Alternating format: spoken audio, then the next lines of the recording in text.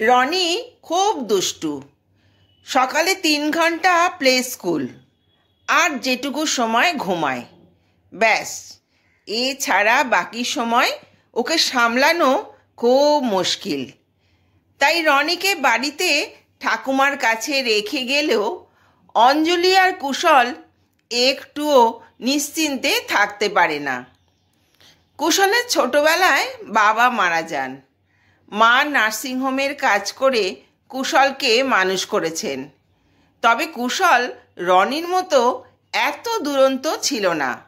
তাই ওকে বাড়িওয়ালা মাসিমা কাছে রেখে অনায়াসে নার্সিংহোমে কাজ করতে পেরেছে। দোতলা বাড়ির একতলায় কুশলরা ভাড়া থাকতো। 2টো ঘর আর একপাশে একটু জায়গা ছিল। একটা ঘরে কুশলকে নিয়ে ওর মা থাকতেন, অন্য ঘরটায় রান্নার কাজে ব্যবহৃত হতো। আর ওই ছোট্ট জায়গাটা ছিল কুশলের পড়ার জায়গা। কুশল ছোটবেলা থেকেই পড়াশোনায় ভালো ছিল। পড়াশোনার প্রতি ওর আগ্রহ দেখে বাড়িওয়ালা ওর পড়াশোনার দায়িত্ব নিয়েছিলেন। কলেজের পড়াশোনা শেষ করেই ও স্থানীয় কিছু ছেলে মেয়েদের টিউশনি পড়ানো শুরু করে। যা উপার্জন করত তা দিয়ে সংসারে মাকে সাহায্য করত। এইভাবেই চলতে থাকে ওদের জীবন। টিউশনি পড়ানোর সুযোগে কুশলের আলাপ হয় অঞ্জলির সাথে। অঞ্জলি খুব ভালো মেয়ে। সময় পেলেই চলে আসতো কুশলের মায়ের কাছে, গল্প করত, হাতে হাতে কিছু কাজও করে দিত। খুব সহজেই অঞ্জলি কুশলের মায়ের মনে জায়গা করে নেয়। কুশল আর অঞ্জলি দুজনেই চাকরির চেষ্টা করতে শুরু করে। প্রতিযোগিতামূলক পরীক্ষাগুলো বেশ কঠিন, তাই কুশল টিউশনি পড়ানো বন্ধ করে দেয়। অঞ্জলি আর কুশল দুজনেই একসঙ্গে চাকরির প্রস্তুতি নিতে শুরু করে। অবশেষে অঞ্জলি স্কুলে শিক্ষকতা করার চাকরি পায় আর কুশল মিউনিসিপ্যালিটিতে। দুজনের প্রতিষ্ঠিত হয়ে বিয়ে করার সিদ্ধান্ত নেয়। কুশলের মায়ের বা অঞ্জলির পরিবারের পক্ষ থেকে কারো কোনো আপত্তি ছিল না এই বিয়েতে। বিয়ের বছর 2 পর রনি জন্মায়। অঞ্জলি আর কুশল নিজেদের কাজে চলে যায়। রনি ঠাকুমার কাছে থাকে।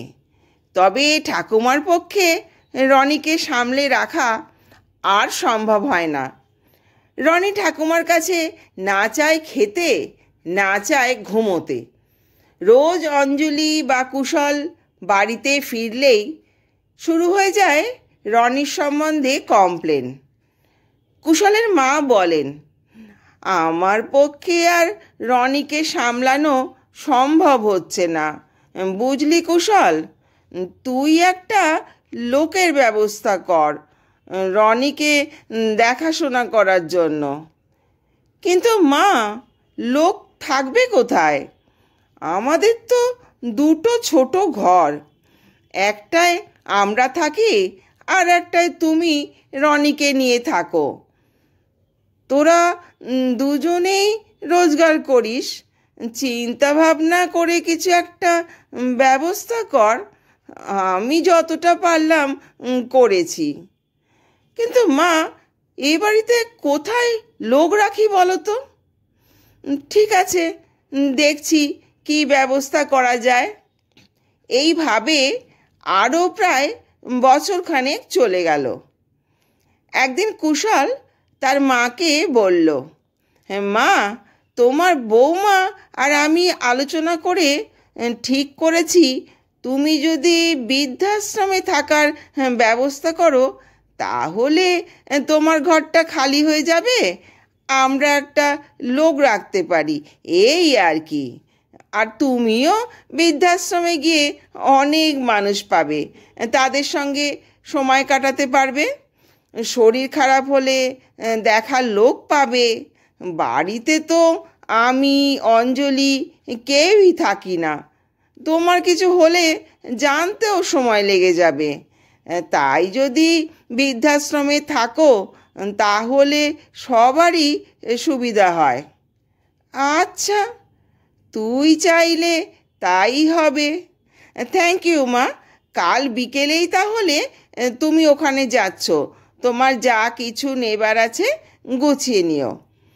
পরের দিন গাড়িতে সমস্ত জিনিসপত্র তুলে রওনা দিল কুশল মাকে নিয়ে।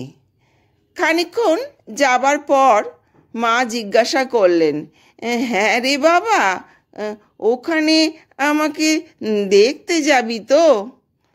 কুশল বলল, হ্যাঁ মা, তুমি একদম চিন্তা করো না, আমি সময় মতো ঠিক তোমাকে দেখে আসব। আমাকে একটা ফোন কিনে দিস না রে, মাঝে মাঝে তোদের সঙ্গে কথা বলতে পারবো। ফোন? ফোন কি হবে? আমি তো যাব বললাম, আর ওখানে অফিসে ফোন আছে, প্রয়োজনে বললেই ওরা আমার সঙ্গে যোগাযোগ করিয়ে দেবে। হ্যাঁ রে কুশল, তুই আমাকে ওখানে নামিয়ে দিয়ে কোথাও যাবি নাকি রে? গাড়িতে কত কিছু কিনে রাখলি, কোথাও কোনো প্রোগ্রাম আছে? না মা, ওগুলো আজ লাগবে আমার, একজনকে সারপ্রাইজ দেওয়ার আছে। সে খুব ভাগ্যবান বল, তার সারপ্রাইজটা অন্য রকম, আমার মতন নয়। আমি কি জীবনে কখনো ভেবেছিলাম শেষ বয়সে তুই আমাকে এই রকম একটা সারপ্রাইজ দিবি? কুশল বলল, মা তুমি কি এসব কথা বলছো কেন? দেখবে কত ভালো থাকবে। তাই বুঝি? হবে হয়তো। নামো মা, বৃদ্ধাশ্রম এসে গেছে, এটাই তোমার বৃদ্ধাশ্রম। এটা বৃদ্ধাশ্রম?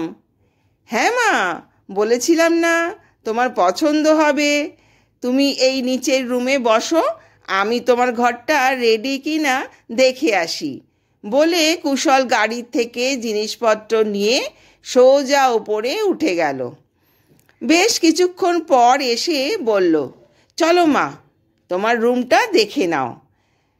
ঘরের সামনে আসতেই দেখলেন দরজার এক পাশে রনি আর অন্য পাশে অঞ্জলি দাঁড়িয়ে আছে। টেবিলে সুন্দর করে কেক সাজানো, সারা ঘর বেলুন দিয়ে সাজানো। Happy birthday to you, happy birthday মা। কেক কাটো, আজ আমরা সবাই একসাথে আনন্দ করব। সবাইকে মিষ্টিমুখ করার পর এক অপরিচিত মহিলাকে দেখতে পেয়ে জিজ্ঞাসা করলেন, হ্যাঁ রে কুশল, ইনি কে? কুশল বলল, ইনি আজ থেকে আমাদেরই পরিবারের একজন, তোমার আর রনির সাথে থাকবেন। মা দেখো রান্নাঘরটা কেমন, দেখো ব্যালকনিটা সুন্দর না? ছাদে চলো। না রে, নিচের বাগানটা বেশ সুন্দর, চল দেখি। সিঁড়ি দিয়ে নামতেই নেম প্লেটে নিজের নাম লেখা দেখে বললেন, কুশল, এখানকার বাড়ির মালিকের নাম আর আমার নাম দেখছি একই। কুশল বলল, তুমি এখনো বুঝতে পারোনি মা? আজ তোমার জন্মদিনে এটা আমার তরফ থেকে তোমাকে দেওয়া উপহার। তুমি আজ থেকে এখানে আমাদের সঙ্গে থাকবে আর আমাদের অনেক অনেক আশীর্বাদ করবে। মা, সারপ্রাইজটা পছন্দ হয়েছে তো? আজ থেকে এটা আমাদের সবার বাড়ি। বন্ধুরা, এই ধরনের নতুন গল্প শোনার জন্য চ্যানেলটাকে সাবস্ক্রাইব করো আর বেল আইকনটা প্রেস করে দিও, যাতে নতুন গল্পের নোটিফিকেশন সবার আগে তোমাদের কাছে আসে। সবাই সুস্থ থেকো, ভালো থেকো।